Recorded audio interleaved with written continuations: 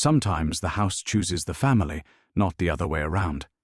The rusted iron gates of Whitmore Estate groaned against the February wind as Maya Rodriguez stepped out of her beat-up Honda, 8 months pregnant, and carrying everything she owned in 2 suitcases. The Gothic mansion loomed before her like a sleeping giant, its weathered stone facade telling stories of better days, while icicles hung from the eaves like frozen tears. She'd bought this place sight unseen for $12,000, her grandmother's entire life savings, because it was the only property she could afford before her daughter arrived. What Maya didn't know was that she wasn't the first pregnant woman to seek refuge within these walls. The house had been waiting, patient as stone, for someone with her bloodline to return. As she fumbled with the skeleton key the realtor had mailed her, the front door swung open on its own, welcoming her into a warmth that shouldn't exist in an abandoned mansion. The electricity hummed to life, and somewhere in the distance she could swear she heard a lullaby drifting through the halls. But who had been caring for this place all these years? And why did the nursery on the 3rd floor look like it had been prepared specifically for her baby? Before we jump back in, tell us where you're tuning in from, and if this story touches you, make sure you're subscribed, because tomorrow I've saved something extra special for you. Maya's hand trembled as she pushed the heavy oak door wider, her breath forming small clouds in the February air. The warmth that greeted her felt impossible, like stepping into summer from the depths of winter. She hesitated on the threshold, one foot in the bitter cold, the other in this inexplicable comfort. "Hello?" she called out, her voice echoing through what appeared to be a grand foyer. Dust motes danced in the late afternoon light streaming through tall windows, but the air didn't smell stale or musty as she'd expected. Instead, there was something almost floral about it, like lavender sachets tucked into old drawers. The baby kicked hard against her ribs, as if responding to the strange atmosphere.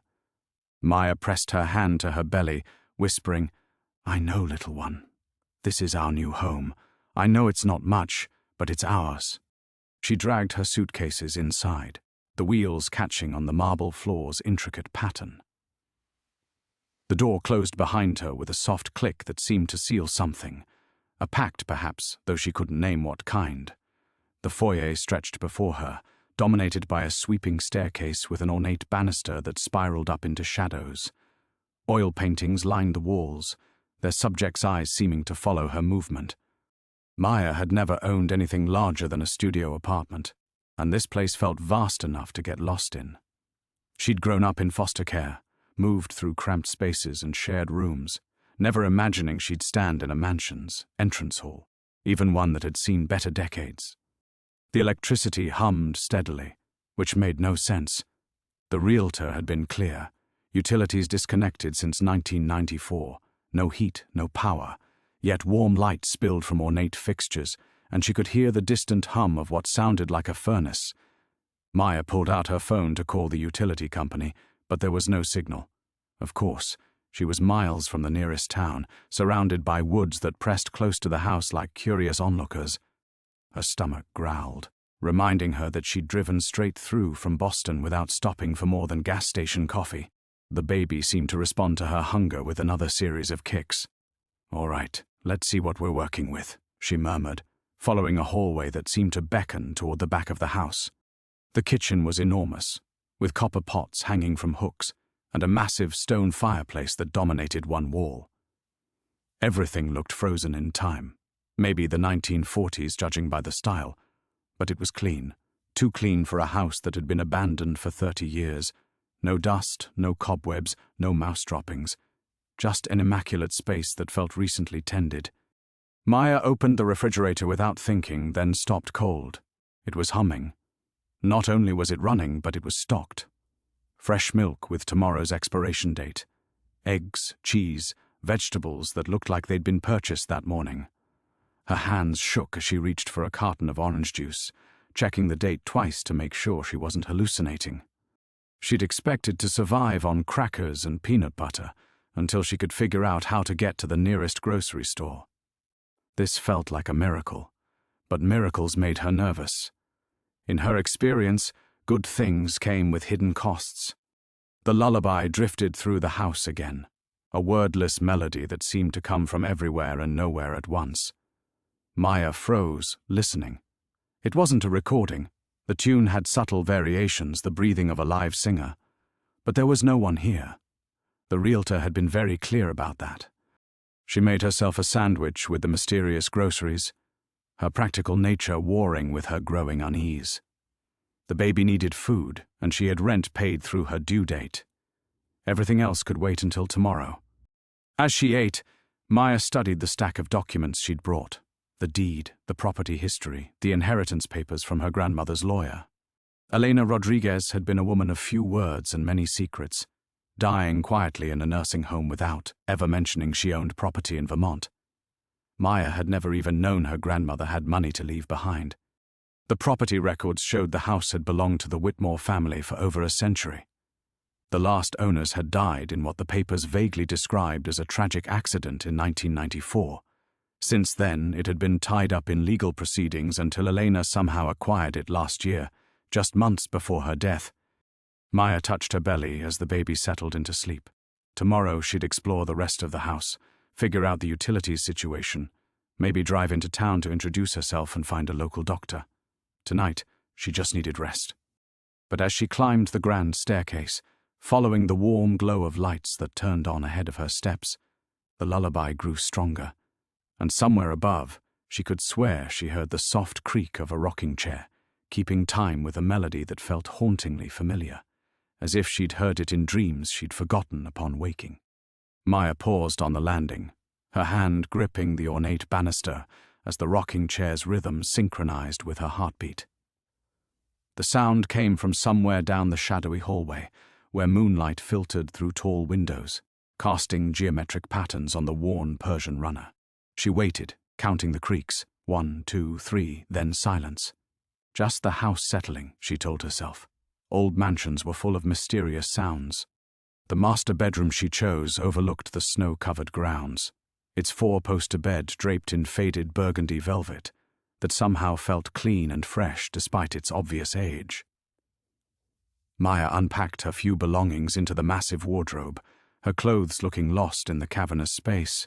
2 pairs of maternity jeans, some oversized sweaters, and the single dress she'd worn to job interviews back when people still returned her calls.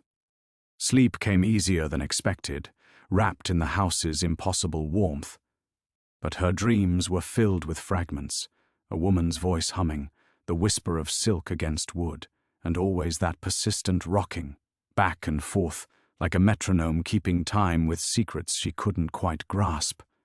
Morning arrived with pale February light and the sound of birds that shouldn't exist in Vermont winter. Maya stretched, feeling more rested than she had in months, before reality crashed back. No job, dwindling savings, a baby coming in 8 weeks, with no support system beyond whatever strange providence had stocked that refrigerator. The shower worked perfectly, delivering hot water that steamed the bathroom mirrors. As Maya dried off, she caught sight of her reflection. Belly round and prominent now, stretch marks mapping new territories across skin that used to be predictable. At 2008, she'd imagined pregnancy differently. A partner's hand on her stomach, someone to debate baby names with, family members offering unsolicited advice about cribs and college funds. Instead, she had silence. David had made his position clear when she'd told him about the pregnancy. He wasn't ready for fatherhood, never would be, and her decision to keep the baby was hers alone to manage. Her foster siblings had scattered across the country, maintaining Christmas card relationships at best. The social work colleagues who'd once felt like family had grown distant after her termination, their sympathy tinged with the relief that comes from watching someone else's career implode. Downstairs, the kitchen held new surprises. Fresh muffins sat cooling on a wire rack, their blueberry scent filling the air. A pot of coffee waited, perfectly brewed and still hot. Maya touched the muffins. Real, warm, impossible. She ate 3, ignoring the voice in her head that whispered about accepting help from unknown sources. The manila envelope beside her plate hadn't been there the night before. Inside, she found a birth certificate, not hers, but belonging to Elena Maria Rodriguez, born in 1932 in a town called Cedar Hollow, Vermont. Maya had never heard her grandmother mention any connection to Vermont. had barely known Elena at all.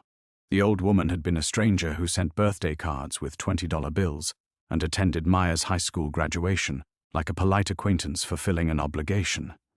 But here was documentation of Elena's birth, just 40 miles from where Maya now sat, and beneath that, a yellowed newspaper clipping from 1994, Whitmore family dies in house fire.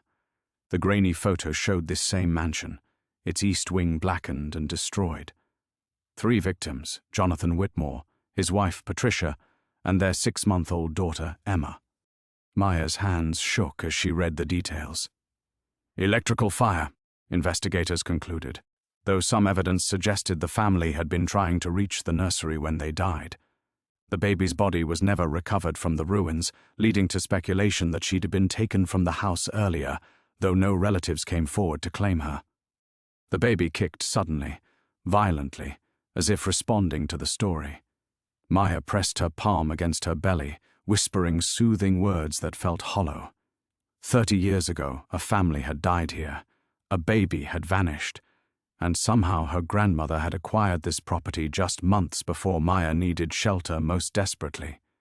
She walked through the house with new eyes, noting details that had seemed merely old-fashioned the night before.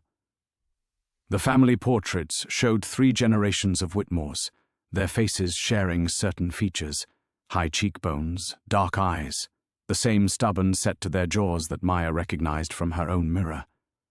In the final portrait, Patricia Whitmore cradled an infant, both of them laughing at something beyond the frame. The woman's hair fell in waves identical to Maya's, her smile a twin to the one Maya had seen in her few childhood photographs. The nursery door stood slightly ajar at the end of the upstairs hallway. Maya had avoided that room the night before, exhausted and overwhelmed, but now she felt drawn to it like metal to magnet. The door opened silently at her touch, revealing a space that should have been destroyed 30 years ago. Fresh white walls, modern crib with safety features that didn't exist in 1994, a rocking chair positioned perfectly beside the window. And on the changing table, a mobile played that same lullaby, its soft notes filling the room with melody that felt less like music than like coming home. Maya stood frozen in the nursery doorway as the mobile's melody wrapped around her like an embrace.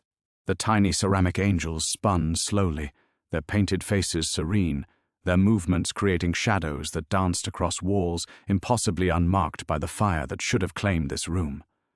Her rational mind catalogued the impossibilities, the modern safety features, the fresh paint smell, the way morning light streamed through windows that should have been boarded up for decades. The rocking chair moved, just a gentle sway, as if someone had recently risen from it. Maya's breath caught as she watched it settle into stillness, the worn cushions holding the impression of a body that wasn't there. The lullaby continued, and now she could hear it clearly, a woman's voice, soft and achingly familiar, though she knew she'd never heard it before. "Who's there?" Maya whispered, her hand instinctively moving to her belly. The baby had gone completely still, as if listening. The singing stopped. In the sudden silence, Maya heard something else. Footsteps on the floor above. Slow, deliberate steps crossing what sounded like an attic space she hadn't known existed. The footsteps paused directly overhead, then resumed, pacing back and forth with the measured rhythm of someone deep in thought or someone keeping watch. Maya backed away from the nursery, her heart hammering against her ribs. The newspaper clipping was still clutched in her free hand, the photo of the fire-damaged mansion seeming to blur and shift as her hands trembled. She'd spent 2 years investigating suspected child abuse cases, developing instincts that had kept her and vulnerable children safe. Those same instincts were screaming now, but she couldn't tell if they warned of danger or something else entirely. The footsteps stopped. A door creaked open somewhere above, a sound like a sigh of relief after holding breath too long. Then came new sounds, a gentle thumping, rhythmic and soft, like someone bouncing a ball or rocking a baby. Maya pressed her back against the hallway wall, staring up at the ceiling as dust motes drifted down through the warm air. She should leave.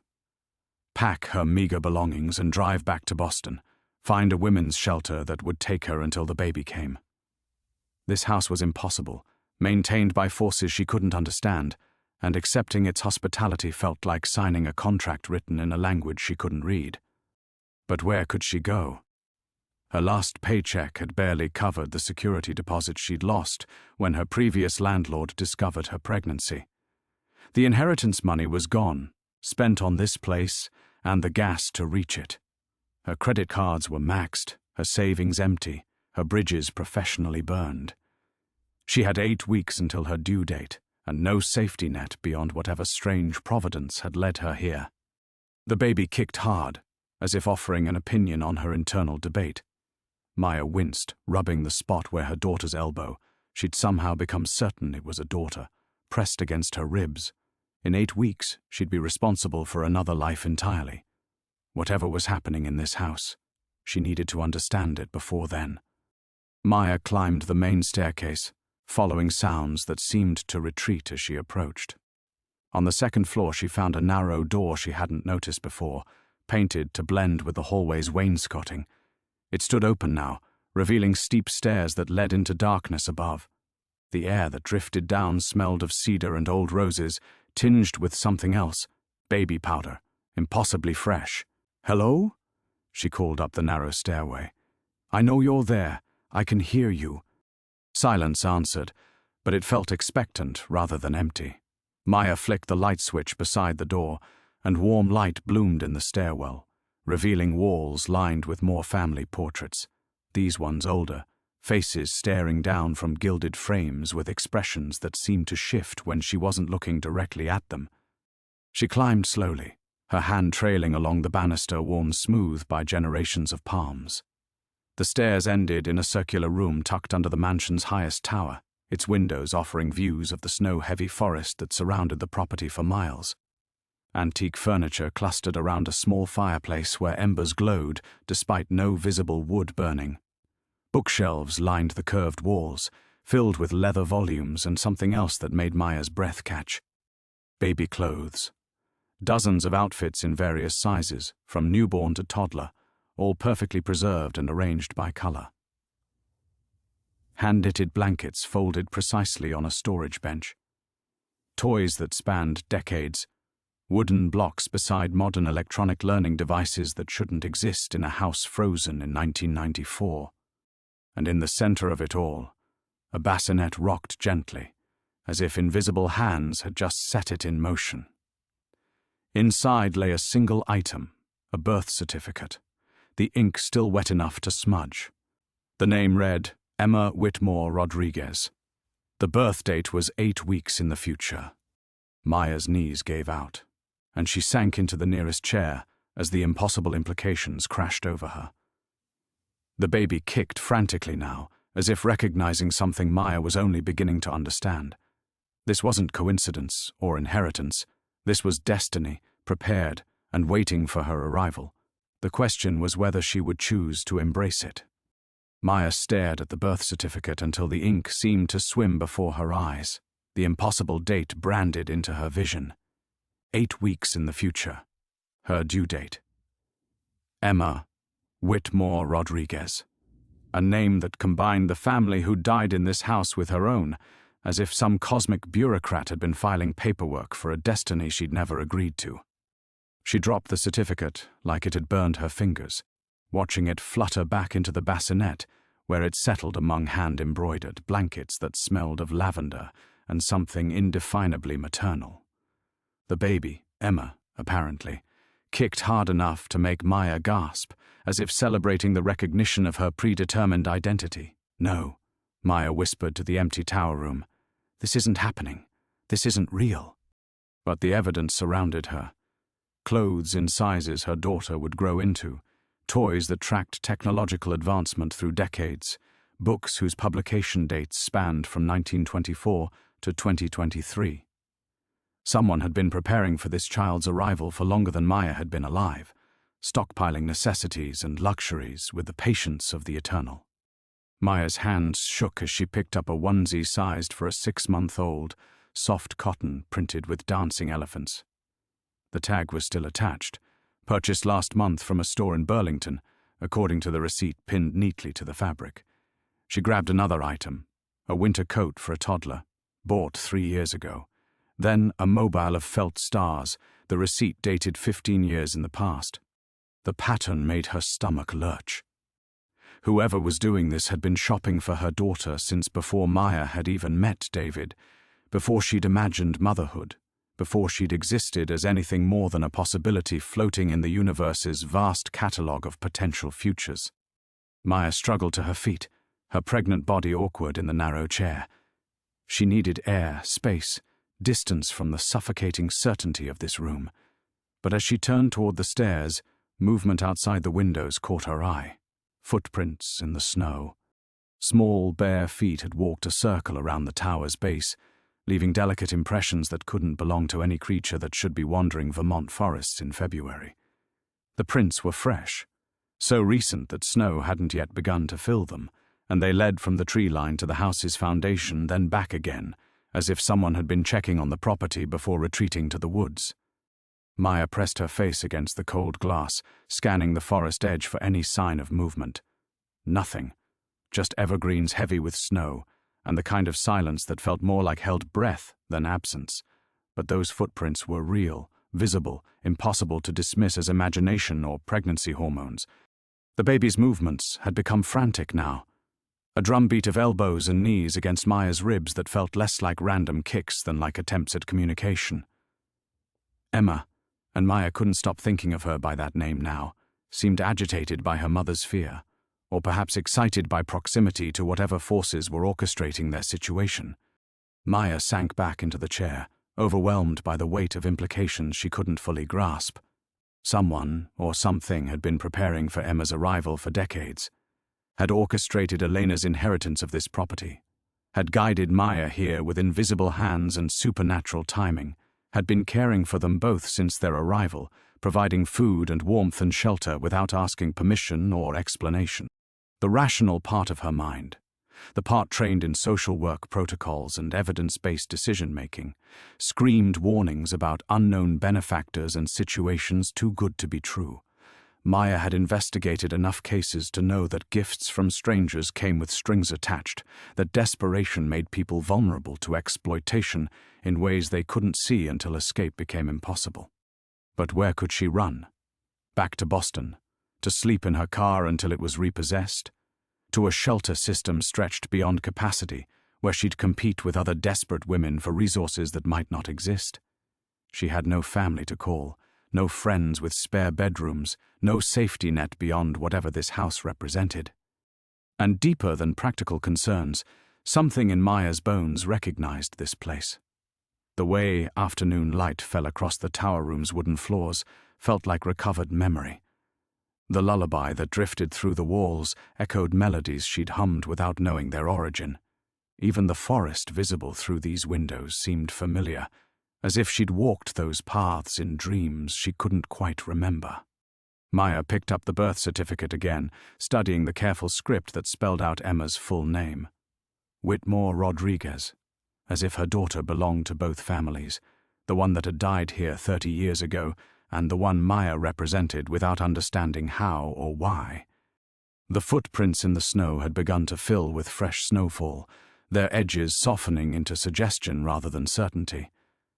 Soon they would disappear entirely, leaving Maya to doubt what she'd seen.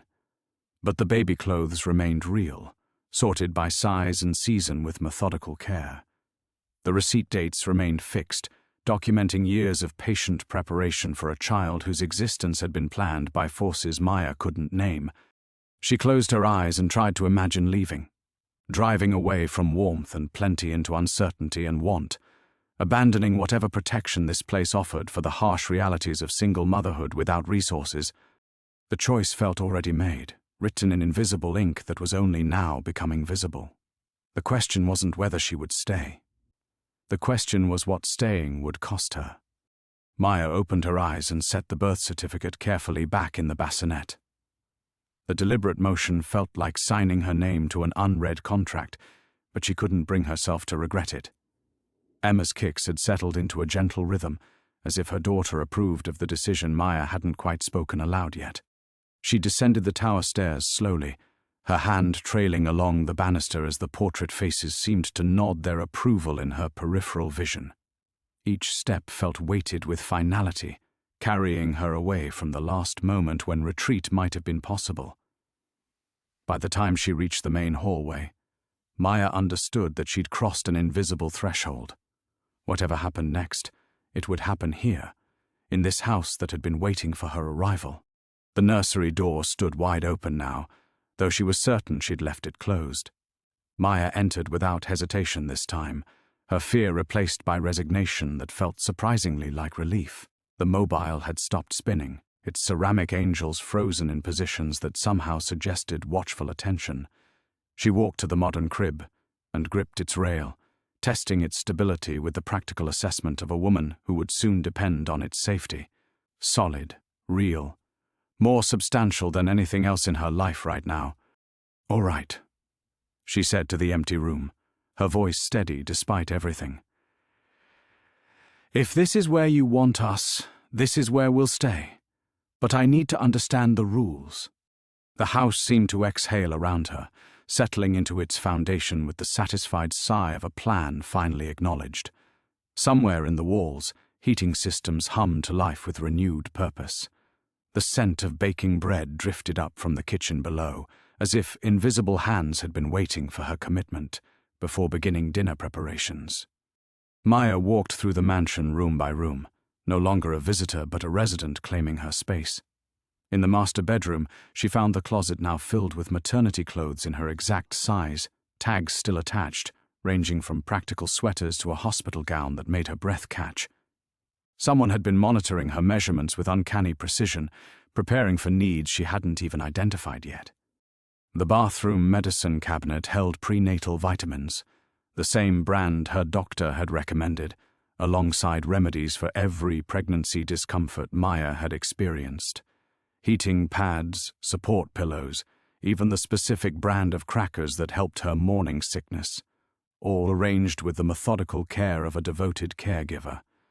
In the living room, Maya noticed changes that couldn't have been there that morning. A pregnancy exercise ball sat beside the fireplace. Parenting books filled a shelf that had been empty the day before, their spines showing titles about newborn care, breastfeeding, sleep training. A gliding chair faced the windows where afternoon light would be perfect for nursing sessions. Maya sank into the glider, testing its motion as she watched snow continue to fall outside. The chair's rhythm felt hypnotic, soothing, designed to calm both mother and child.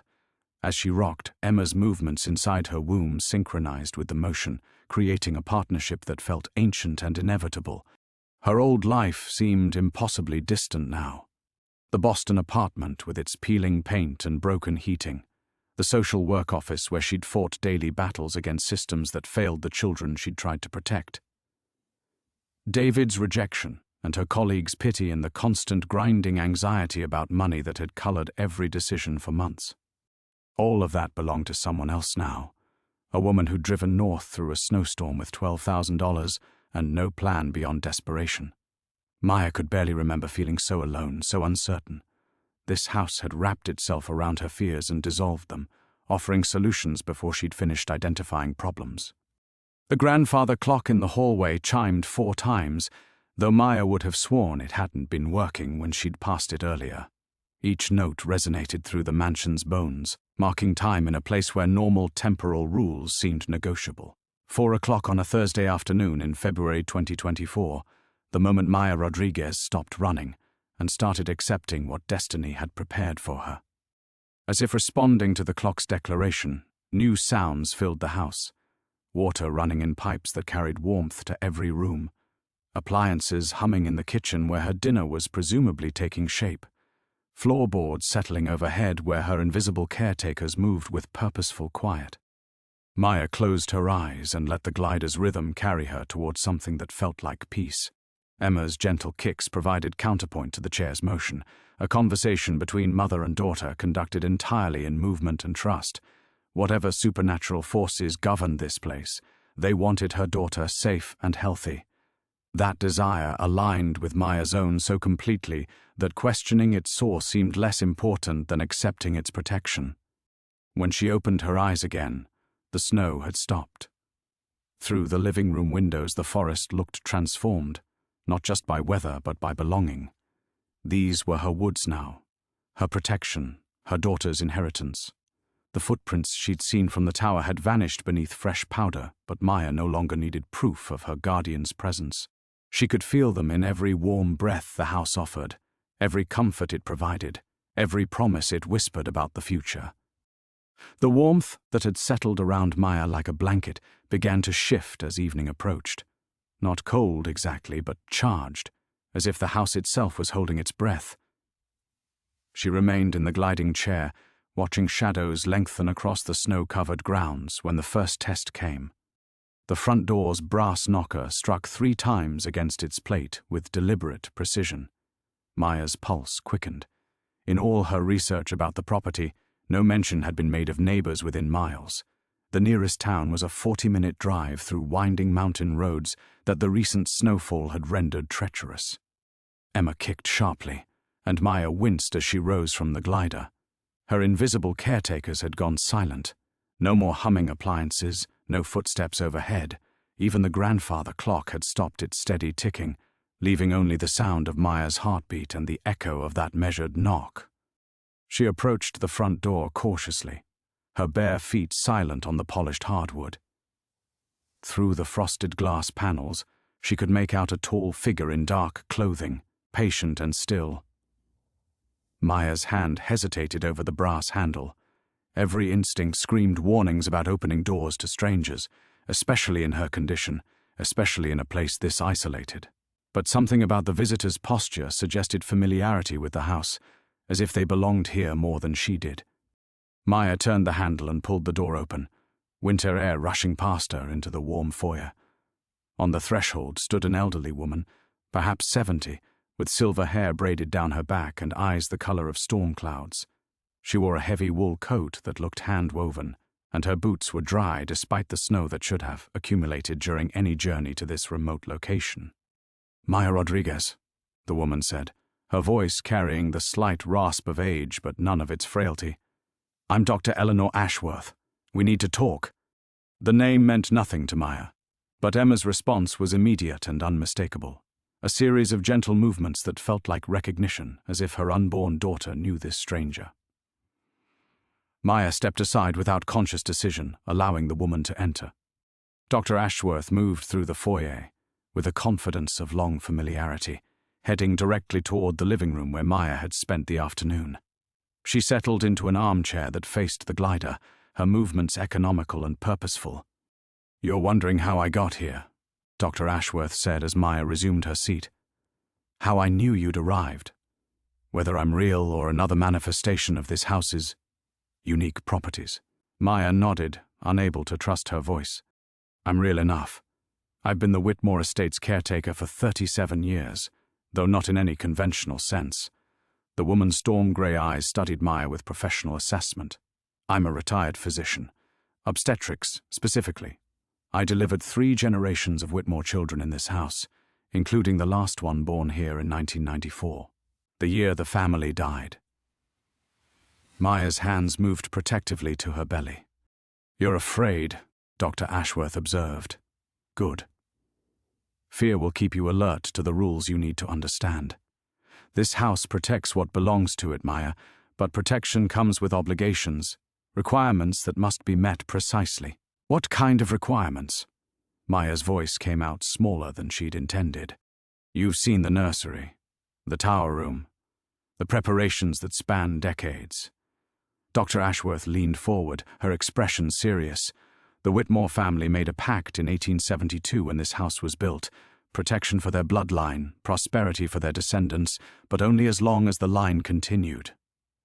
When the last Whitmores died 30 years ago, that protection should have ended. Maya felt Emma shift restlessly, as if listening to every word. "But it didn't end," Dr. Ashworth continued. "Because you carry Whitmore blood, Maya.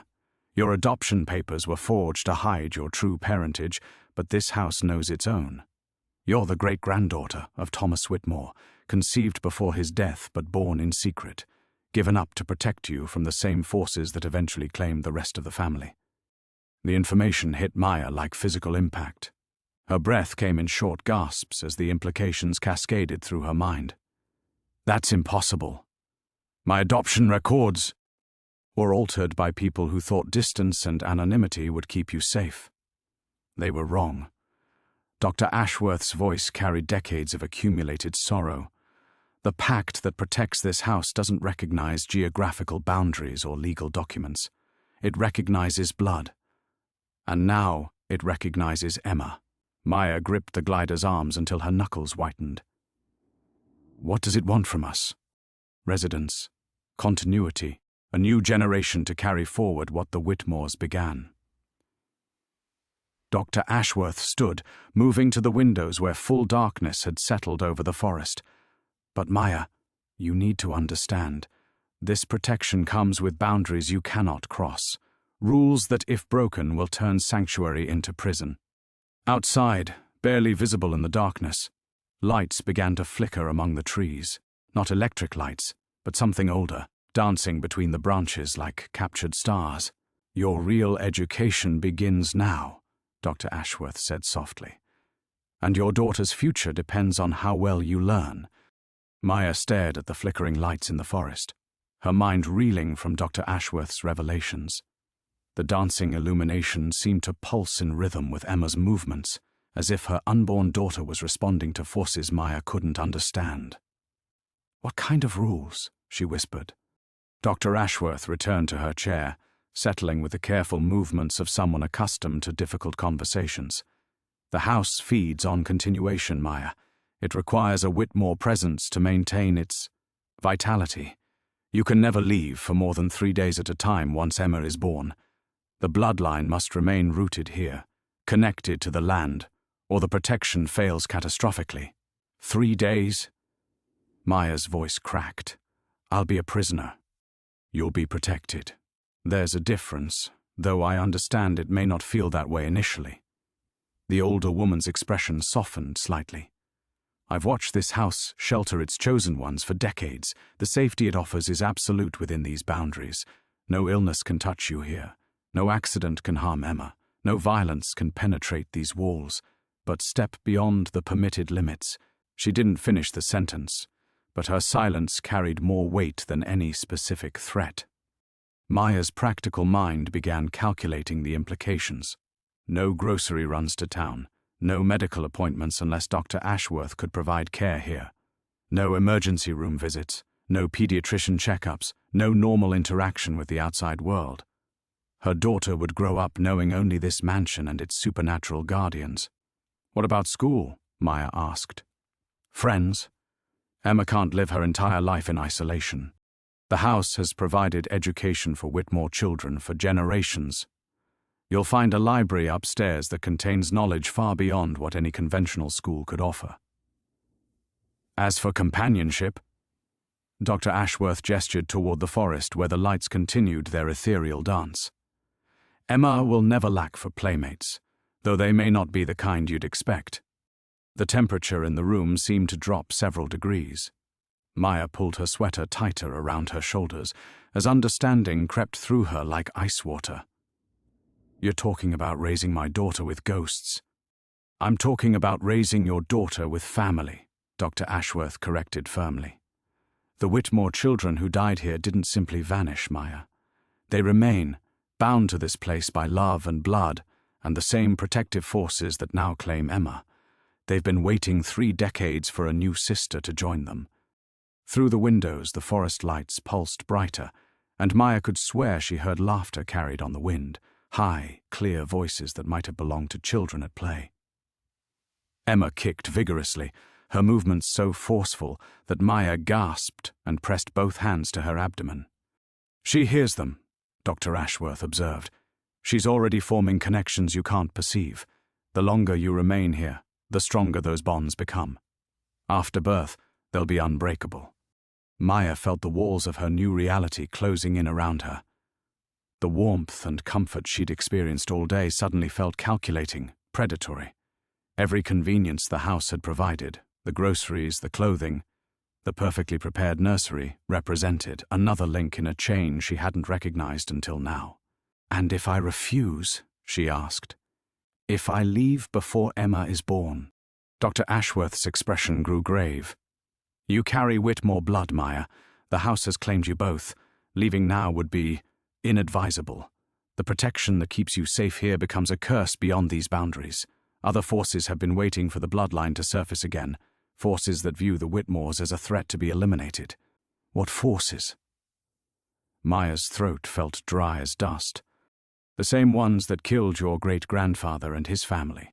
The same ones your adoptive parents tried to hide you from. The older woman stood again, moving to the fireplace where flames danced without any visible fuel. The Whitmores weren't just wealthy landowners, Maya. They were guardians, protectors of something ancient that others would destroy. That responsibility passes to Emma now, whether you accept it or not. The grandfather clock resumed its ticking, each measured stroke echoing through the mansion like a countdown. Maya realized that her day of grace was ending. The house had given her time to acclimate, to feel safe, to become attached to the sanctuary it offered. Now came the moment of true choice: accept the terms of protection, or face whatever waited beyond these walls. Emma's movements had grown frantic again, tiny fists and feet drumming against Maya's ribs in what felt like urgent communication. Her daughter seemed to sense the gravity of this moment, the weight of decisions that would shape both their futures. "How long do I have to decide?" Maya asked. Dr. Ashworth checked an antique pocket watch that gleamed in the firelight. "Dawn," she said simply. "When morning comes, you must choose. Sanctuary with restrictions or freedom with consequences. But Maya, understand this. There is no neutral ground, no middle path. The forces that govern this place don't recognize half measures or delayed decisions." Outside, the forest lights began to dim, retreating deeper into the woods as if giving Maya space to contemplate her impossible choice. Maya sat frozen in the glider as Dr. Ashworth's words echoed through the suddenly silent mansion. Dawn. She had less than 8 hours to choose between a gilded cage and unknown terrors that had already murdered her family. Emma's frantic movements inside her womb felt like urgent pleas, but whether for safety or freedom, Maya couldn't tell. "I need to see it," Maya said suddenly, surprising herself with the firmness in her voice. Whatever the Whitmores were protecting. "If I'm supposed to be its guardian, I need to understand what I'm agreeing to." Dr. Ashworth's storm-grey eyes widened slightly. "Maya, that's not. The revelation comes after acceptance, not before. The knowledge itself carries risks you're not prepared for. My daughter's entire future hangs on this decision." Maya struggled to her feet, one hand braced against her lower back where the baby's weight had begun to strain her muscles. "I won't commit us both to a lifetime of captivity based on vague warnings about ancient responsibilities. Show me what's really at stake here." The house itself seemed to react to her demand. The temperature dropped another 10 degrees, and the flames in the fireplace flickered wildly despite the absence of any wind. Overhead, floorboards creaked with footsteps that moved in deliberate patterns, back and forth, like pacing ghosts weighing her request. Dr. Ashworth stood slowly, her face grave. "If you see the truth tonight, there will be no going back, Maya. Knowledge of this magnitude changes you on a fundamental level. You won't be the same woman who walked through that door 3 days ago." "I'm already not that woman," Maya replied. "That woman had nowhere to go and no one to trust. This version of me has choices, even if they're terrible ones. I choose to know." Emma's movements shifted, becoming less frantic and more purposeful, as if approving of her mother's decision. The synchronized kicks felt like encouragement, tiny fists of solidarity against Maya's ribs. Dr. Ashworth nodded reluctantly and moved toward the foyer. "Very well. But Maya, once you understand what sleeps beneath this house, you'll comprehend why the Whitmores were willing to trade freedom for the power to keep it contained." They climbed the main staircase together, Maya's breath coming harder with each step. Her body felt heavier than it had that morning, as if the baby had gained pounds in the last few hours. At the second-floor landing, Dr. Ashworth turned left instead of right, leading Maya away from the nursery toward a section of the house she hadn't yet explored. The hallway here was narrower, lined with portraits of stern-faced men and women whose eyes seemed to track their movement. Maya recognized some facial features, the strong jawline she saw in her mirror, the distinctive shape of eyes that matched Emma's ultrasound images. Generations of Whitmores watched her pass, their painted gazes heavy with expectation. At the corridor's end stood a door unlike any other in the mansion. Where the rest of the woodwork showcased elegant Victorian craftsmanship, this barrier looked ancient, rough-hewn oak bound with iron that had blackened with age.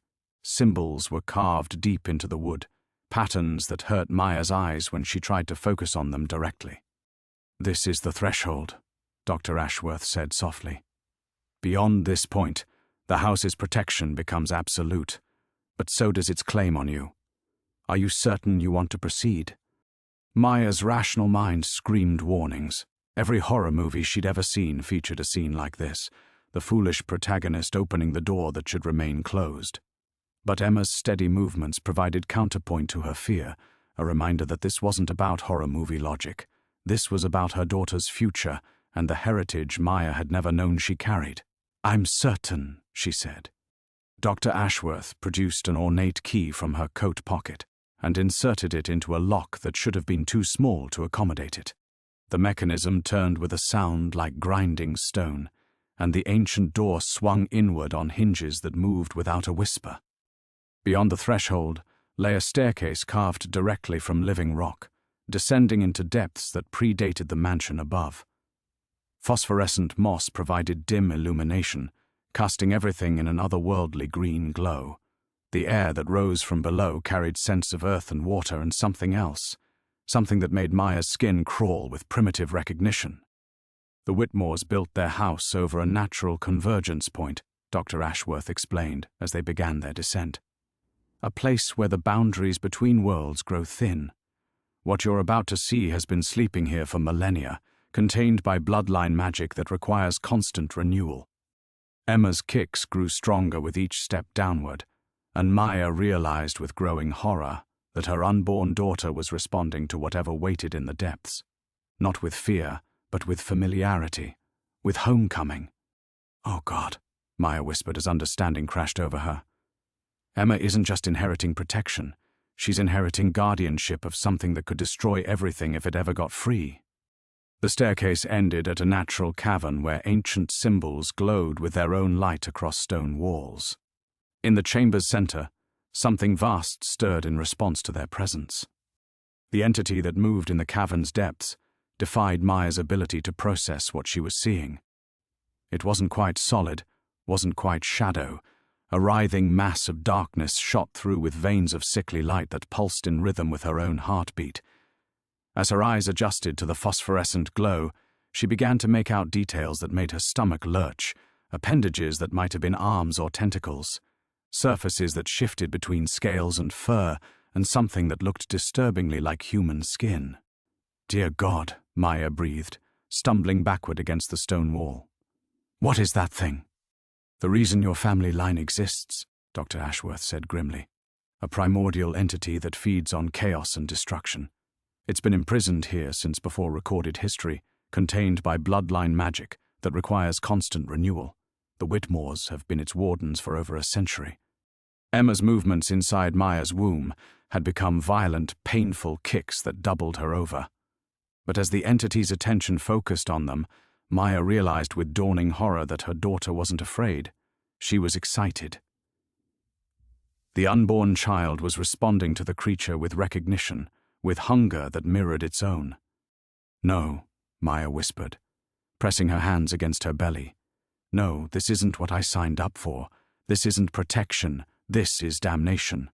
The entity's form shifted, and for a moment, Maya glimpsed something that might have been a face. Ancient, knowing, and utterly inhuman. When it spoke, the voice came from inside her own mind, bypassing her ears entirely. "Welcome home, daughter of Whitmore. Your child will serve magnificently." Maya screamed, the sound echoing off cavern walls as the full weight of her situation crashed down. She hadn't inherited a protective sanctuary. She'd inherited a prison where her daughter would be groomed as a guardian for something that should never see daylight. The modern baby monitors in the nursery weren't for safety. They were for surveillance. The house's supernatural conveniences weren't comfort. They were golden chains. "Take me back," she gasped, clutching Dr. Ashworth's arm. "I've changed my mind. I don't want this. Emma doesn't deserve this. But as they turned to leave, the stone staircase began to crumble. Chunks of rock tumbled down from above, blocking their escape route with each passing second. The entity's laughter filled the cavern like acid rain, burning through Maya's thoughts with corrosive pleasure. You chose to see the truth, Dr. Ashworth said, her voice heavy with sorrow. The knowledge itself creates a bond. There's no walking away from what you now understand. Maya clawed at the fallen stones, her pregnant body awkward and ineffective against the debris. Blood seeped from her scraped knuckles as she tried desperately to clear a path, but more rocks tumbled down with each movement. The entity's presence pressed against her mind like a physical weight, and she could feel it beginning to establish connections with Emma, threads of influence that would grow stronger with each passing moment. Please, Maya sobbed, abandoning her futile effort to clear the rubble. There has to be another way, some kind of escape clause. I'll do anything. You will do everything, the entity corrected, its mental voice wrapping around her consciousness like strangling vines. Your daughter will be raised knowing her purpose. She will embrace what you resist. She will serve willingly where you serve in fear. Dr. Ashworth placed a gentle hand on Maya's shoulder, but even that small comfort felt hollow now. I'm sorry, Maya. I tried to warn you that knowledge carries its own price. The moment you looked upon the Guardian's burden with full understanding, you completed a binding that cannot be undone. Emma's movements had changed again, becoming rhythmic, almost ceremonial. Maya felt her daughter's tiny body aligning itself within her womb, positioning for some purpose she didn't want to understand. The connection between child and entity was strengthening by the moment, feeding on Maya's terror and despair. The cavern walls began to pulse with brighter phosphorescence, and Maya realized the symbols carved into stone were lighting up in sequence, a countdown towards something she couldn't prevent. Her daughter's birth was still weeks away, but the supernatural forces at play didn't seem concerned with natural timing. It's starting, Dr. Ashworth murmured, backing away from Maya with what looked disturbingly like reverence. The awakening process. Emma is accepting her inheritance. Maya collapsed to her knees on the cavern floor, her hands pressed against her belly, as Emma's movements became so intense they bordered on violent. She could feel her daughter changing, growing, developing capabilities no human child should possess. The entity's influence was rewriting Emma's very essence, preparing her for a guardianship that would span decades. All of Maya's dreams for her daughter's future, college, career, love, freedom, crumbled like the stones that trapped them in this ancient prison. Emma would never know a normal life. She would grow up bonded to a cosmic horror, shaped by supernatural forces that cared nothing for human happiness or choice. Maya had thought she was saving her daughter by seeking shelter. Instead, she had delivered them both into eternal servitude to something that viewed them as useful tools rather than beloved children. The countdown of glowing symbols reached its end, and Emma's first supernatural scream echoed through dimensions Maya couldn't name. Emma's scream cut through reality itself, a sound that belonged to no human infant. The cavern walls cracked under the force of it, and Maya felt her daughter's voice tear through her consciousness like breaking glass. But within that alien shriek, she heard something that made her blood freeze. Emma was screaming in response to another voice, one that had been calling to her all along. The entity's form solidified enough for Maya to see its true shape, and recognition hit her like a physical blow. This wasn't some ancient demon or cosmic horror.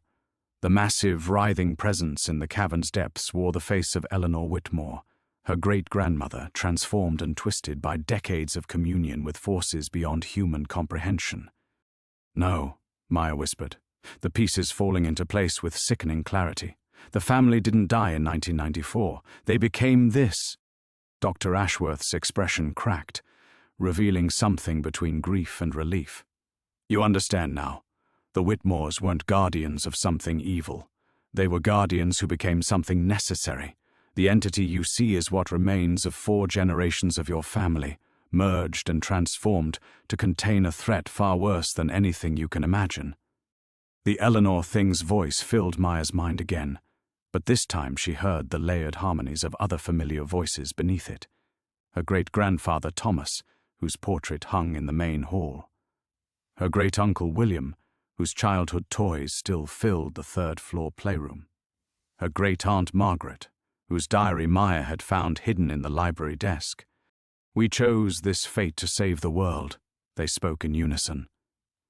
"The true entity, the one we contain, would devour entire cities if released. We became its prison willingly. We have been waiting for you to join us, to share the burden before we fade completely." Maya staggered backward, her hands clutching her belly as Emma's movements reached a crescendo of supernatural activity. The baby wasn't being corrupted by some external force. She was responding to the desperate call of family members who had sacrificed their humanity to protect countless innocent lives. The adoption, Maya gasped. My parents knew. They were trying to break the cycle. "Sarah and Michael Rodriguez were good people who believed they could hide you from your heritage," Dr. Ashworth confirmed. "But bloodline magic doesn't recognize legal documents. When you became pregnant, the connection reactivated. Emma carries the power to either continue the guardianship or let it collapse entirely." Through the stone debris blocking their escape, Maya heard new sounds, scratching, skittering movements that grew louder by the moment. Whatever the Whitmore entity was containing down here, it sensed the approaching transition. It was testing the boundaries of its prison, probing for weaknesses as the current guardian's strength began to fail. "How long?" Maya asked, though she dreaded the answer. "Hours. Maybe less." The Eleanor Thing's multiple voices carried centuries of exhaustion. "We are dying, child. The fusion that created us is breaking down. When we fade, the real horror will break free unless Emma takes our place." "But she's just a baby," Maya screamed, her voice cracking with maternal fury. "She deserves a childhood, a life of her own." "As did we all," came the sorrowful reply. "Thomas was only 16 when he made the choice. Margaret was 12. We have given Emma 28 years of freedom through your ignorance, 28 years more than any Whitmore before her." The scratching sounds grew more violent, accompanied by a low rumbling that seemed to come from beneath the cavern floor. Cracks appeared in the stone around them, spreading outward from some deep source of pressure. Whatever lay at the very bottom of this place was waking up, responding to the weakening bonds that held it. Maya felt Emma's response to the true entity's stirring, a wave of instinctive revulsion that confirmed her daughter's inherited purpose. Emma was designed to be its warden, born with the psychic architecture necessary to contain something that had haunted the earth since before human civilization began. "There has to be another way," Maya pleaded, even as she felt the truth settling into her bones. "Some other family line, some technological solution, something that doesn't require sacrificing my daughter." Dr. Ashworth shook her head sadly. "Do you think your family didn't explore every alternative? The entity below responds only to Whitmore blood, bound by a pact made so long ago that its origins are lost to history. Emma is the last of the line, Maya. If she doesn't accept the guardianship, the pact breaks forever." The rumbling intensified, and Maya caught a glimpse of something vast and writhing in the depths below. Something that made the transformed Whitmore collective look like a pleasant dream by comparison. The true entity was ancient beyond measure, a thing of pure hunger and malice that would spread across the world like a plague, if released from its underground prison. Emma's movements suddenly stilled, and Maya felt her daughter's consciousness brush against her own, a touch of infinite love and terrible determination. Her unborn child had made the choice that Maya couldn't bear to make. The revelation crashed over Maya like a tidal wave. She had never been the one in control. Emma had been guiding them here from the moment of conception, drawn by the call of duty that transcended maternal bonds. The last guardian was already taking her place. "No," Maya said, her voice cutting through the cavern like a blade. The word emerged with a strength that surprised even her, born from the deepest well of maternal protection she'd never known existed. "Emma made her choice, but I'm making mine too." The transformed Whitmore collective recoiled slightly, their merged consciousness flickering with confusion. Dr. Ashworth stepped forward, concern etching deep lines across her face. "Maya, You don't understand. I understand perfectly, Maya interrupted, pressing both hands against her belly where Emma had grown unnaturally still. My daughter chose to sacrifice herself because that's what Whitmores do. It's what you've all been conditioned to do for generations. But I wasn't raised as a Whitmore. I was raised as a Rodriguez, by parents who taught me that there's always another way if you're brave enough to find it. The rumbling from the depths intensified, cracks spreading further across the cavern floor. But instead of cowering, Maya found herself studying the patterns of damage with the analytical mind that had made her an effective social worker. Problems had solutions, even supernatural problems. "Show me the original pact," she demanded, turning to face the Eleanor thing directly. "If this binding is so absolute, there have to be terms. Conditions, loopholes. Child, you cannot comprehend. I'm a social worker." Maya's voice echoed off the stone walls. "Do you have any idea how many legal guardianship cases I've handled? How many supposedly ironclad custody agreements I've found ways around when the child's welfare was at stake? Show me the damn contract." The collective consciousness hesitated, and Maya felt Emma stir again, not with supernatural purpose this time, but with what felt remarkably like approval. Her daughter might have inherited Whitmore duty, but she'd also inherited Rodriguez's stubbornness. Dr. Ashworth moved closer, her eyes bright with something that might have been hope. "The original binding stone is here somewhere. But Maya, even if you found alternative terms, the entity below is already responding to the weakening bonds. We don't have time for research." "When we make time." Maya began examining the cavern walls more carefully, looking for anything that seemed older or more deliberately placed than the rest. "You said this convergence point predates human civilization, but someone made a pact here. Someone found a way to contain that thing without sacrificing their entire family line." The scratching from below grew more violent, accompanied by a sound like tearing fabric, reality itself straining under pressure. But Maya forced herself to focus on the search, drawing on every skill she'd developed working with desperate families in impossible situations. There was always a solution, always. Her fingers found it, a section of wall where the stone felt different, smoother and warmer than the surrounding rock. When she pressed against it, symbols flared to life, far older than the ones that had been counting down earlier. These weren't carved by human hands, they were grown into the stone itself, part of the mountain's living structure. "Here," she breathed, and Dr. Ashworth hurried over with a small flashlight that revealed the markings more clearly. The original pact wasn't written in any human language, but somehow Maya could understand it.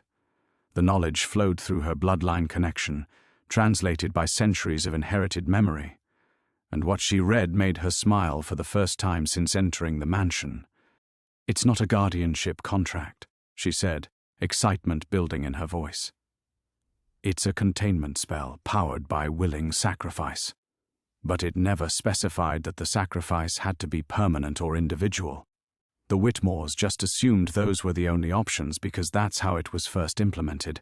Emma kicked once, sharply against Maya's ribs, a gesture that felt distinctly like encouragement. "What are you saying?" Dr. Ashworth leaned closer, studying the ancient symbols with growing understanding. "I'm saying the pact allows for shared guardianship, distributed sacrifice. Instead of one person bearing the full burden until they break, the load can be spread across multiple willing participants." Maya's mind raced as the possibilities unfolded. The mansion's been preparing for this. All those modern conveniences, the communication systems.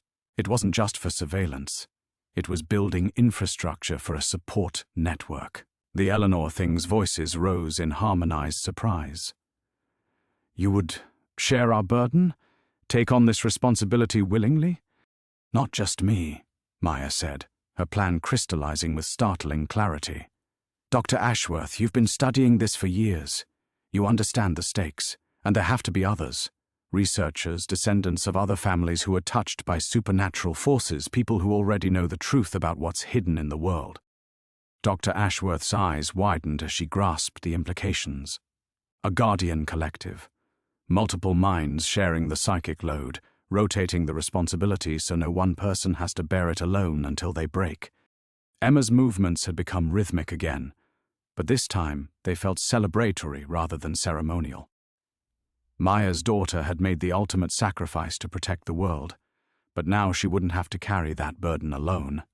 She would grow up as part of a chosen family dedicated to keeping the darkness contained, but she would also have the chance to be a child, to learn and play and discover who she was beyond her inherited duty. The ancient binding stone pulsed with new light as Maya pressed her palm against it, accepting the modified terms of guardianship. She felt the connection form, not the crushing weight of absolute responsibility, but the manageable pressure of shared purpose. Above them, the blocked staircase began to clear as the mansion itself responded to the new configuration. The house had been waiting for this innovation, this evolution beyond the brutal sacrifice that had sustained it for so long. Maya looked down at her belly where Emma rested peacefully for the first time in hours. "We're going to do this together, sweetheart. All of us. You won't have to be alone." The way forward was still dangerous, still demanding more than any child should have to give. But it was no longer hopeless. The road back. The relief lasted exactly 37 seconds before the real test began. Maya felt it first as a pressure change in her ears, like descending too quickly in an airplane. Then the temperature in the cavern plummeted, and the ancient symbols on the binding stone began flickering between the warm gold of acceptance and an angry, pulsing red. "Something's wrong," Dr. Ashworth whispered, backing away from the stone as frost began forming on its surface. The Eleanor Thing's collective voices rose in alarm. "The entity below. It's rejecting the new terms. It knows the binding has changed, and it's fighting the modifications." A crack split the cavern floor with the sound of breaking thunder, and through the gap, Maya glimpsed something that made her mind recoil. The true entity wasn't just ancient, it was aware, intelligent, and absolutely furious at being denied the traditional sacrifice it had been promised. Emma began moving again, but this time her kicks felt panicked rather than purposeful. The baby could sense the malevolent attention focused on her, the rage of something that had been counting on consuming a single guardian's life force, and was now faced with the prospect of a distributed network it couldn't easily overwhelm.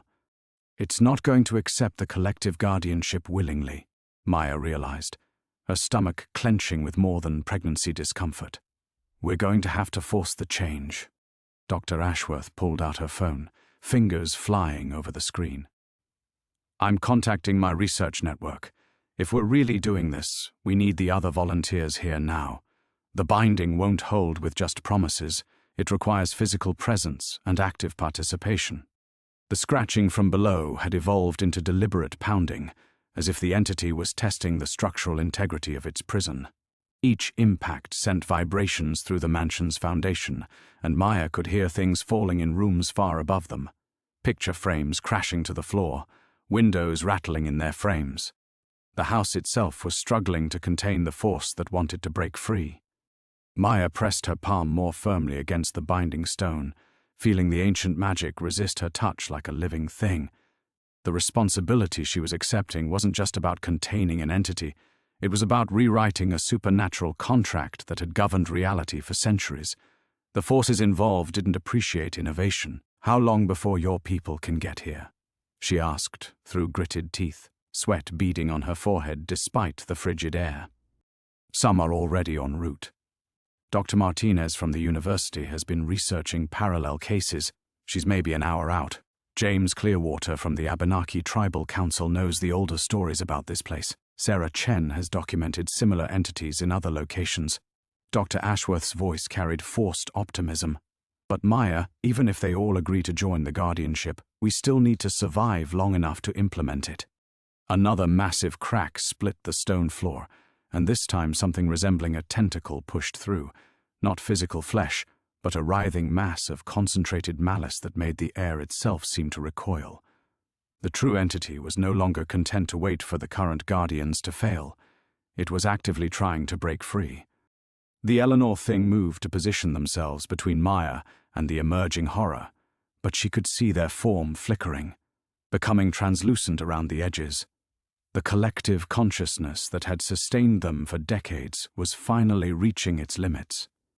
"We cannot hold much longer," they admitted, their harmonized voices fracturing into distinct, desperate whispers.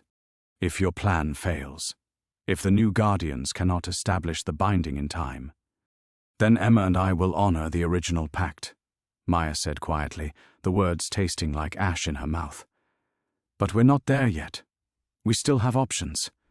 Emma kicked once, sharply, and Maya felt something shift in her mind, a door opening to perceptions she'd never possessed. Through her daughter's inherited abilities, she could sense the true scope of what they were facing. The entity below wasn't just a local threat, it was connected to others like it around the world, part of a network of ancient horrors that fed on chaos and suffering. If even one of them broke free, it would signal the others that the barriers were weakening. The guardianship wasn't just about protecting Vermont or even America. It was about maintaining a global supernatural quarantine that kept civilization from sliding into nightmare.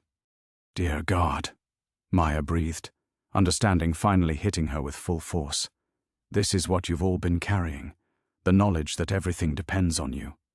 Now you see why we could not simply walk away," the Eleanor thing said softly. "Why generation after generation chose sacrifice over freedom. The weight of the world is not a metaphor." Maya's phone buzzed with a text from Dr. Ashworth's contacts. The first backup guardian was pulling into the mansion's driveway, then another, then a third. "They're coming," she announced, hope and terror warring in her voice. "We're actually going to try this." The entity below roared its displeasure, and the entire mansion shuddered in response. The final confrontation had begun. The mansion's grand staircase groaned under the weight of rushing footsteps as Dr. Ashworth's contacts arrived. Maya could hear voices above, urgent professional exchanges as the volunteers grasped the scope of what they'd committed to. But down in the cavern, time was running out faster than backup could assemble. The tentacle of pure malice had thickened, forcing its way through the widening crack with determination that spoke of centuries of patient planning. Where it touched the stone, the rock didn't just crack. It aged, crumbling into dust as if decades of decay compressed into seconds. The entity wasn't just trying to escape, it was actively corrupting the physical barriers that contained it. "Maya!" Dr. Ashworth's voice carried down from the mansion above. "Dr. Martinez is here, and James Clearwater. Sarah Chen is 5 minutes out, but—" Her words were cut off as the mansion lurched, the foundation shifting with a grinding sound that suggested structural damage. Whatever was happening down here was affecting the entire building. Maya pressed both hands against the binding stone, trying to channel stability through sheer force of will, but the ancient symbols continued their angry pulsing between gold and red. Emma had gone completely still inside her, and Maya felt her daughter's consciousness withdraw to some deep, protected place. The baby was preparing for the worst-case scenario, gathering her inherited power for the traditional sacrifice if the collective guardianship failed. "No," Maya whispered fiercely. "We're not giving up yet." The Eleanor thing turned toward her, their merged faces showing transparent determination despite their fading form. "The entity knows it is close to freedom. It will throw everything at us now, before the new guardians can establish their connection. You must be ready for its direct assault." Before Maya could ask what that meant, the temperature plummeted another 20 degrees, and the scratching sounds from below suddenly stopped. The silence was worse than the noise, a predatory stillness that made every instinct scream danger. Then the attack began. It wasn't physical. The entity reached up through the cracks with tendrils of pure psychic force, seeking Maya's mind with the patience of something that had studied human consciousness for millennia. The first touch felt like ice water flooding her thoughts, carrying whispers of despair and promises of easy surrender. "Why fight? Your daughter will suffer the same fate eventually. Spare her the burden. Let the old ways continue." Maya gritted her teeth and pushed back, drawing on every technique she'd learned for dealing with manipulative clients and hostile family members. The entity was powerful, but it was also arrogant. It expected her to crumble under the weight of inherited guilt, like every Whitmore before her. It had never faced someone trained to recognize psychological manipulation. "You're just another abuser," Maya said aloud, her voice steady despite the terror clawing at her mind. "Another predator trying to convince your victims they deserve the pain. I've dealt with your type before." The psychic assault intensified, flooding her consciousness with images of global catastrophe. Cities burning, civilization collapsing, billions dying because she dared to change the established order. But Maya had worked with enough trauma victims to recognize manufactured guilt when she felt it. Footsteps thundered down the cleared staircase. Dr. Martinez appeared first, a middle-aged woman with graying hair and eyes that had seen too much. Behind her came James Clearwater, his weathered face grim but determined. They took in the cracked floor, the writhing tentacle of malice, and Maya pressed against the binding stone without flinching. "Tell us what to do," Dr. Martinez said simply. Maya felt a surge of gratitude, so powerful it momentarily pushed back the entity's psychic attack. These people had come knowing they were volunteering for a lifetime of responsibility, and they were ready to begin immediately. "The stone responds to willing acceptance," Maya explained quickly, gesturing to unmarked sections of the binding surface. "Press your palms against it, and formally agree to share the guardianship. But be warned, once you're connected, there's no going back. The entity will be able to sense you anywhere in the world." James Clearwater moved forward without hesitation. "My people have stories about things like this. We've always known some burdens must be carried by the willing." His palm touched the stone and new symbols flared to life, ancient Abenaki markings intertwining with the older script. Dr. Martinez followed suit, her academic training warring with spiritual terror, as she felt the entity's attention shift to include her. "The research I've done, I knew eventually I'd have to choose between studying these forces and helping contain them." The binding stone pulsed brighter, and Maya felt some of the crushing pressure lift from her shoulders. The collective guardianship was actually working, the psychic load distributing among multiple minds instead of focusing on a single breaking point. But the entity below recognized the threat to its freedom. With a roar that existed entirely in the mental realm, it launched everything it had at the forming Guardian network, trying to shatter their connection before Sarah Chen could arrive to complete the circle. Maya felt Emma stir again, no longer preparing for sacrifice, but adding her inherited strength to the collective defense. The final battle for the binding had begun. The entity's psychic assault hit the Guardian network like a tsunami of concentrated hatred, and Maya felt her mind reel under the impact. This wasn't the probing manipulation she'd experienced before. This was raw, primal fury given form, the accumulated rage of something that had been imprisoned for centuries and now saw its chance at freedom slipping away. "You think your little collective can contain me?" The voice exploded through all their minds simultaneously, and Maya felt Dr. Martinez stumble backward from the binding stone, blood trickling from her nose. "I have devoured civilizations. I have watched empires turn to dust. What are four mortals against eternity?" The tentacle of malice erupted fully through the cavern floor, revealing itself as part of something vast and impossible, not a creature in any conventional sense, but a living void that existed in the spaces between thoughts, feeding on despair and growing stronger with each mind it touched. Where it moved, reality itself seemed to fray at the edges. Maya pressed harder against the binding stone, feeling ancient symbols burn against her palm as she fought to maintain the connection. Through the network, she could sense James Clearwater drawing on tribal protections passed down through generations, his mind shielded by ceremonies designed to guard against exactly this kind of spiritual assault. Dr. Martinez forced herself back to the stone despite the psychic pressure bleeding from her consciousness. "I can feel it," she gasped. "The thing's not just trying to escape, it's trying to rewrite the binding entirely, make us its guardians instead of its captors." The realization hit Maya like ice water. The entity wasn't just fighting the collective guardianship, it was attempting to corrupt it, transform their protective network into a conduit for its own influence. Every second they maintained contact gave it more opportunity to poison their connection.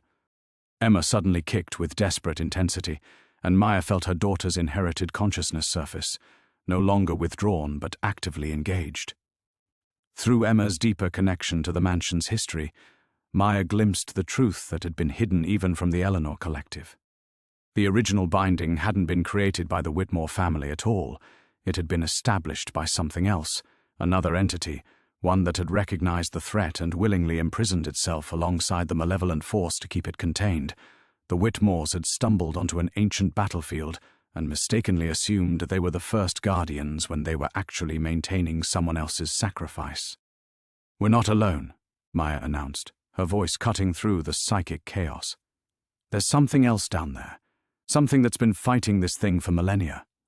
As if responding to her recognition, new symbols blazed to life across the cavern walls, not the human markings of the Whitmore Pact, but something far older and infinitely more complex. The Eleanor Thing's collective form suddenly solidified, their transparency fading as they drew power from this deeper source. "Yes," they whispered, but now their voice carried harmonics that predated human language. "We were never just the Whitmore dead. We were the inheritors of an older guardianship, one that began when the first conscious beings learned to choose protection over power." The malevolent entity recoiled as if struck, its tentacle writhing away from the new symbols. For the first time since the confrontation began, Maya felt it experience something like fear. But the revelation came with terrible clarity about what complete guardianship actually meant. The collective wouldn't just be containing one entity. They'd be joining an ancient war that spanned dimensions, taking their place in a conflict that had shaped the hidden history of consciousness itself. "Maya," Sarah Chen's voice echoed down the staircase as she arrived at the cavern entrance. "I can feel it from up there.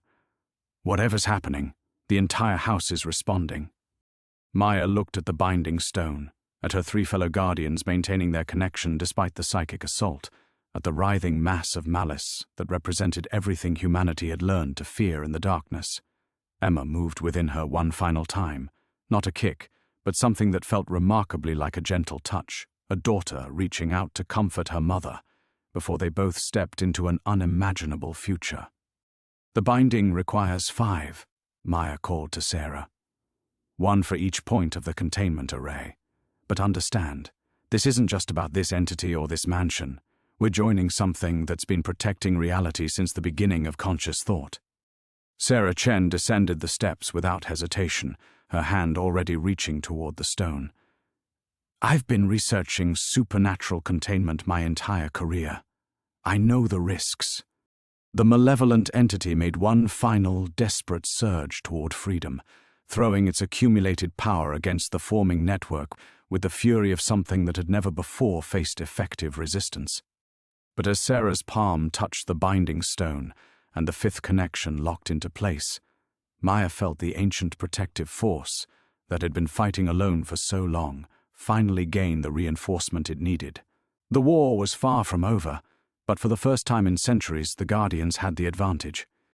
The moment Sarah's palm connected with the binding stone, Maya felt the ancient protective network snap into perfect alignment and immediately understood the true cost of victory. The 5-point containment array blazed to life with such intensity that the cavern walls seemed to dissolve, revealing the vast cosmic battlefield they had unknowingly entered. Through the collective consciousness, Maya experienced the full scope of the eternal war, countless entities like the one below, imprisoned across dimensions by guardians who had sacrificed their humanity to maintain the barriers between chaos and civilization. But the network demanded more than just their participation. It required complete integration. Maya felt her individual consciousness begin to merge with the collective, her personal memories and desires flowing into a shared pool of experience that spanned millennia. She was still herself, but she was also becoming something larger, part of an entity that existed solely to maintain the cosmic quarantine that kept reality stable. "This is the sacrifice," the Eleanor Thing explained, their voice now including Maya's own thoughts. "Not death, but transformation. We become something beyond human limitations, but we lose the luxury of purely human concerns." The realization hit Maya with devastating clarity. She wouldn't die, But she would never again be simply a pregnant woman worried about her baby's future. She would become part of something that thought in terms of geological ages, that weighed individual suffering against universal stability, that made decisions no purely human mind could comprehend. Emma's consciousness touched hers one final time before the transformation completed, not the inherited power of a Whitmore heir, but the simple, profound love of a daughter, saying goodbye to the mother she had known. "I'm sorry," Maya whispered, pressing her free hand to her belly. "I wanted to give you a normal life. I wanted to teach you to ride bikes and help with homework and worry about ordinary things."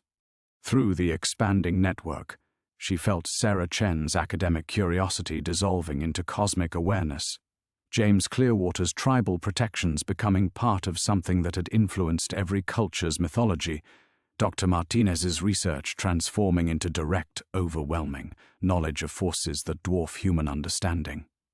The malevolent entity below made one final attempt to break free, pouring every ounce of its accumulated hatred into a psychic assault designed to shatter newly formed connections.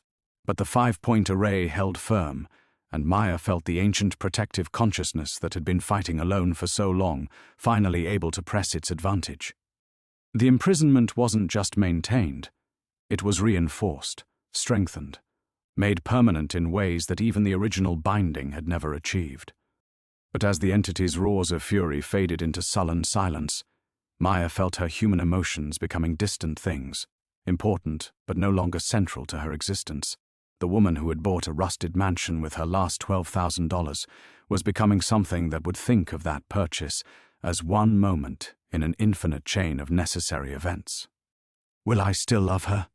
Maya asked, feeling tears on her cheeks that might be the last tears she would ever shed for purely personal reasons.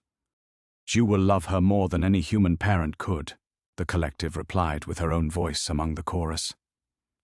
"But you will also love every child who will live, because reality remains stable. Every mother who will never know the chaos we prevent, every future that remains possible because we maintain the boundaries." The transformation accelerated as the binding stone's symbols spread across their skin like luminous tattoos, marking them as guardians in ways that would persist across lifetimes. Maya felt Emma's future unfolding before her enhanced perception, not a normal childhood, but something far more significant. Her daughter would bridge the gap between the Guardian Collective and humanity, translating cosmic necessity into choices that individual humans could understand and accept. The mansion above them responded to the completed binding, its mysterious amenities finally making sense.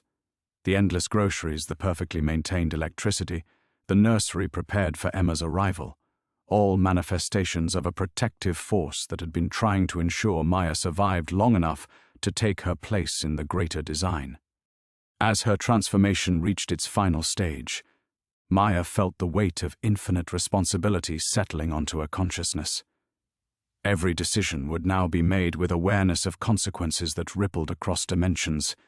Every moment would be measured against the eternal struggle between order and chaos. But in that overwhelming expansion of awareness, she discovered something unexpected. The collective didn't diminish individual love. It amplified it into something large enough to encompass existence itself. She would love Emma not less, but with the fierce protectiveness of something that understood exactly what had to be defended. The cavern stabilized around them, cracks sealing, malevolent presence contained behind barriers that would hold until the universe itself ended. The 5 guardians stood connected to the binding stone, no longer entirely human, but not yet ready to release their grip on what they had been. Maya took one last breath as a woman who had been poor and single and desperate, then exhaled as something immeasurably more. The sacrifice was complete. The real work could finally begin. The silence that followed the transformation was unlike anything Maya had ever experienced. Not the absence of sound, but a profound stillness that seemed to exist in the spaces between heartbeats. She stood with her palm still pressed against the binding stone, feeling the warmth of ancient symbols beneath her skin, and slowly became aware that she was still recognizably herself, despite everything that had changed. The collective consciousness hummed at the edges of her awareness, like a vast orchestra tuning itself, but her individual thoughts remained intact. She could feel Sarah Chen's wonder as the geologist processed direct knowledge of the Earth's hidden architecture, and James Clearwater's deep satisfaction as tribal wisdom merged with cosmic truth.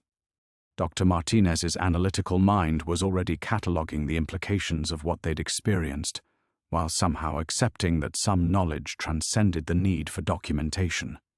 Maya looked down at her hands and found them unmarked by the luminous symbols she'd felt spreading across her skin.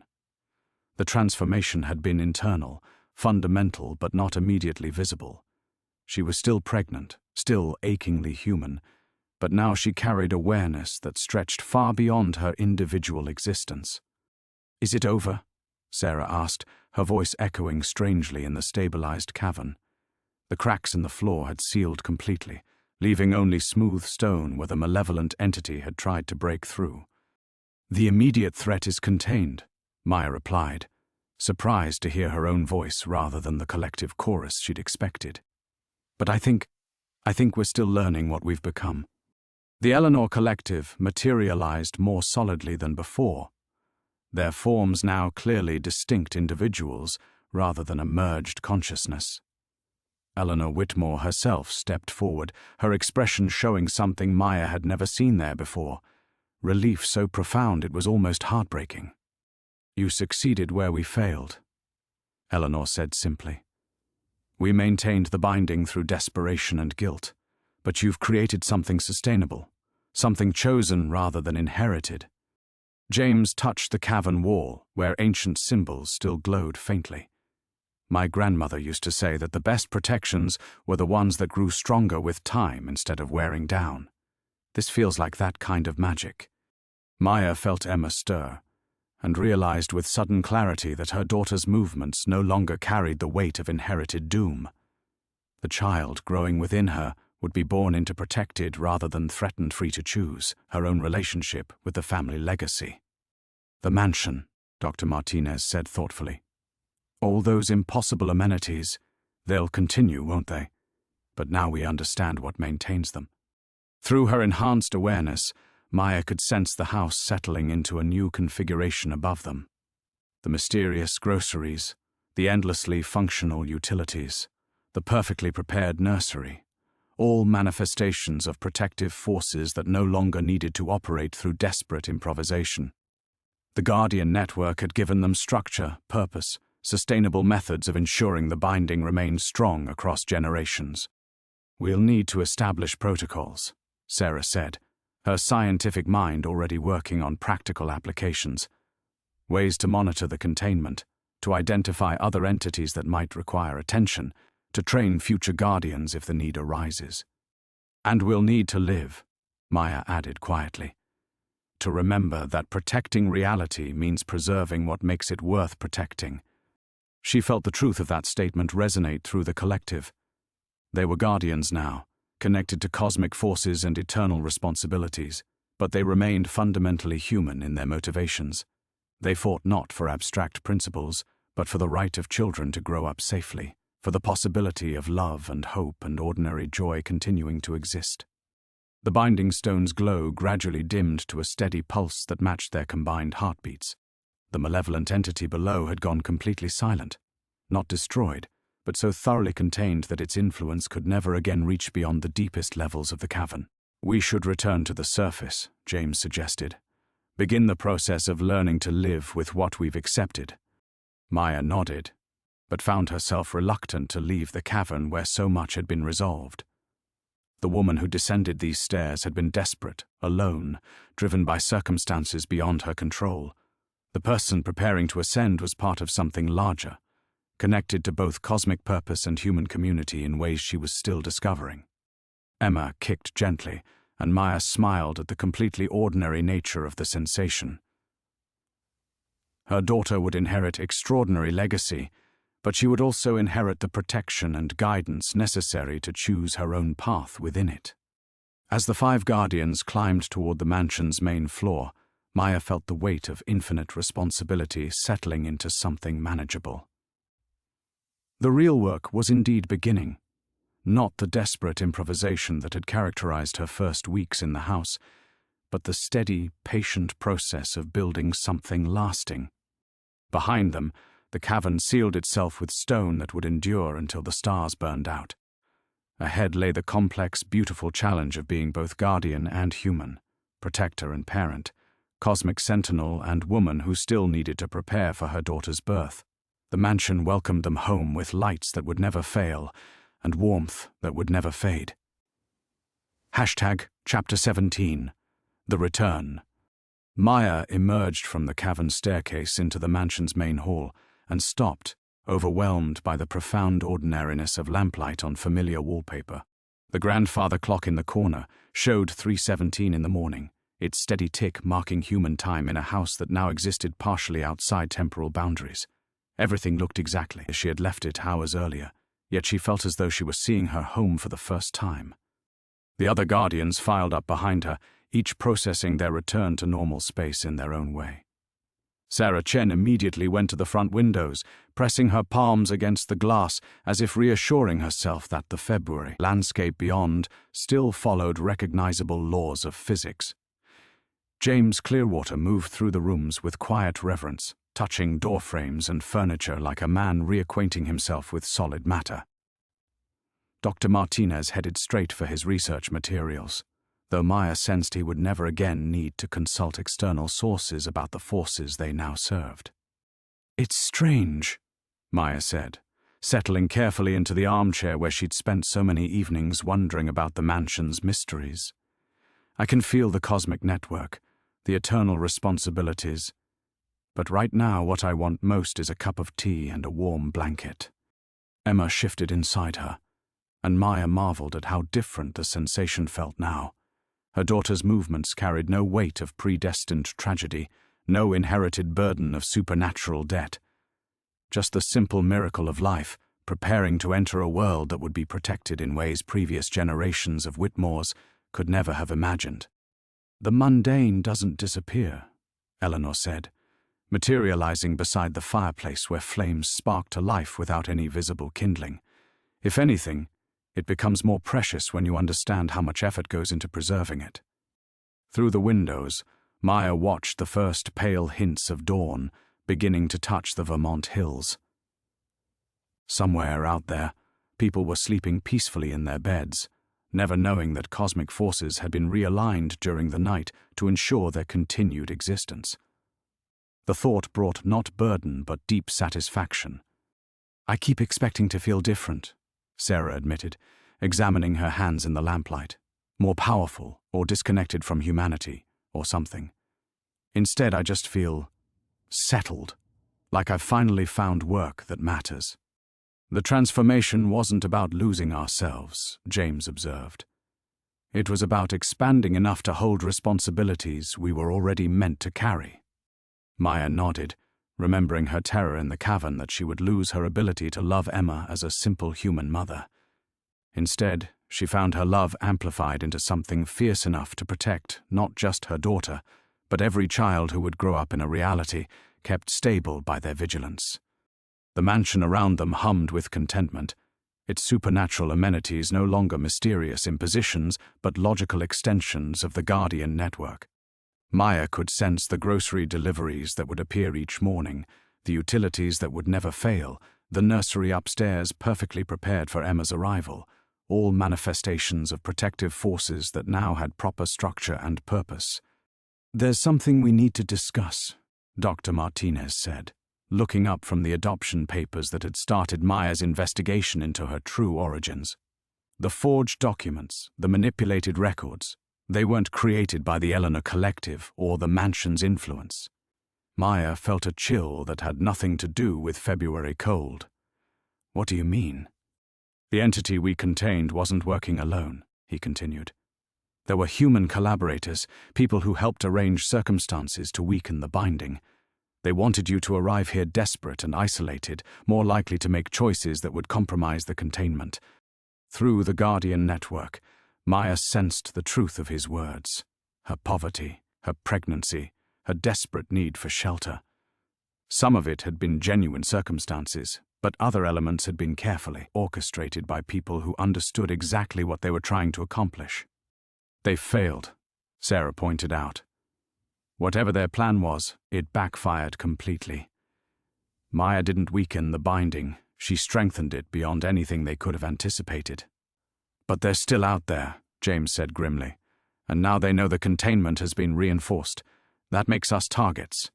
Maya felt Emma kick, as if responding to the tension in the room, and she placed a protective hand over her belly. The thought of external enemies trying to threaten her daughter sparked something in the Guardian network. Not fear, but the kind of cold determination that had been protecting reality since consciousness first learned to distinguish between order and chaos. "Let them come," she said quietly, and heard her words echoed by ancient protective forces that had been waiting centuries for guardians capable of active rather than passive resistance. The binding isn't the only thing that's been strengthened. Outside, full dawn broke over the Whitmore estate, painting the snow-covered grounds in shades of gold and rose. Maya watched the sunrise from her position in the Guardian network and felt, for the first time since arriving at the mansion, completely at home. The woman who had bought this house with her last $12,000 no longer existed. In her place sat someone ready to face whatever came next. Chapter 18, The New Beginning. 3 months later, Maya stood in the mansion's nursery, watching afternoon sunlight stream through windows that had cleaned themselves that morning. Emma slept peacefully in the antique crib, her tiny chest rising and falling with the steady rhythm of a life unencumbered by supernatural debt. The baby monitors glowed softly on the dresser, technology that shouldn't exist in a house frozen in 1994, but which had appeared the morning Emma was born, as if the mansion itself had anticipated every need. Maya smiled, remembering her terror at finding these same monitors before understanding their purpose. Now she knew they were connected to something far more reliable than any wireless network, the Guardian Collective that watched over both mother and child with devotion spanning dimensions. "Still getting used to normal afternoons?" Sarah asked, appearing in the doorway with 2 cups of tea. The geologist had taken extended leave from her position, ostensibly to research local mineral formations, but actually to help establish the protocols they'd discussed that night in the cavern. "Is this normal?" Maya laughed softly, accepting the tea. "My groceries still appear each morning, my utilities run on cosmic energy, and my daughter's babysitters include the spirits of 5 generations of Whitmores. I think I've forgotten what normal actually means." Through the window, they could see James Clearwater working in the garden that had somehow produced fresh vegetables, despite 3 feet of February snow. The restoration project had become his obsession, not just returning the grounds to their former beauty, but creating something new. Plants that bloomed in impossible seasons, herbs that grew with properties his grandmother would have, recognized as protective magic. Dr. Martinez had established his base of operations in the mansion's library, though his research now focused on identifying other sites where reality might need reinforcement rather than documenting forces he no longer needed to prove existed. He'd quietly published several papers that managed to discuss dimensional stability theory without mentioning personal experience with cosmic entities, advancing human understanding through carefully academic language. The congressional hearing went well, Sarah reported, settling into the rocking chair that had appeared the week Emma was born. Martinez's testimony about geological anomalies was boring enough that they approved increased funding for monitoring networks, without asking uncomfortable questions. Maya nodded approvingly. They had learned to work within human systems rather than outside them, finding ways to strengthen reality's defenses through institutions that would never need to know their true purpose. The Guardian network operated most effectively when it complemented, rather than replaced ordinary human efforts to understand and protect their world. Emma stirred in her crib, making the small sounds that indicated she would wake soon. Maya felt the familiar warmth of maternal love, amplified but not diminished by her enhanced awareness. Her daughter would grow up knowing about the family legacy, but as choice rather than burden, free to decide her own relationship with cosmic responsibility. "Any word from our mysterious enemies?" Maya asked, though she already knew the answer through their connection to the protective forces surrounding the estate. "Nothing direct," Sarah replied. But James's tribal contacts report unusual activity around several sites we've identified as potentially vulnerable. Someone is definitely probing for weaknesses. Maya felt no fear at this news, only the same cold determination that had filled her that dawn morning 3 months ago. The binding wasn't the only thing that had been strengthened. The Guardian network now extended far beyond the 5 humans who had completed the transformation, incorporating protective traditions from cultures worldwide. Whatever forces had tried to manipulate her arrival at the Whitmore estate would find their next attempts met with resistance they couldn't have anticipated. Emma opened her eyes, the same deep brown as Maya's, but carrying flecks of gold that seemed to capture and reflect light in impossible ways. The baby looked directly at her mother with the focused attention newborns supposedly weren't capable of, and Maya felt a rush of pure joy that had nothing to do with cosmic awareness and everything to do with loving this specific, miraculous child. "Hello, beautiful girl," Maya whispered, lifting Emma from the crib. "Ready for your afternoon bottle?" As if summoned by the question, a warm bottle appeared on the dresser beside the monitors. Maya laughed, still delighted by these small manifestations of supernatural care. The mansion had become a partner in parenting, anticipating needs with the devotion of forces that understood exactly how precious this life was to the stability of everything they protected. Walking to the rocking chair, Maya settled in to feed her daughter, while Sarah continued their quiet conversation about monitoring protocols and defensive strategies. Through the windows, the Vermont landscape stretched in all directions, ordinary hills and forests that now served as the first line of protection for reality itself. The woman who had arrived here with $12,000 and desperate hope no longer existed. In her place sat someone who had discovered that the greatest transformations didn't diminish human love, but revealed its cosmic significance. Maya Rodriguez had become a guardian, not by abandoning her humanity, but by expanding it to encompass everything worth protecting. Emma finished her bottle and settled against Maya's shoulder, trusting and content in the arms of a mother who would never have to choose between love and duty again. Outside, James's impossible garden bloomed in defiance of season and logic, beautiful and eternal as the forces that made such miracles possible.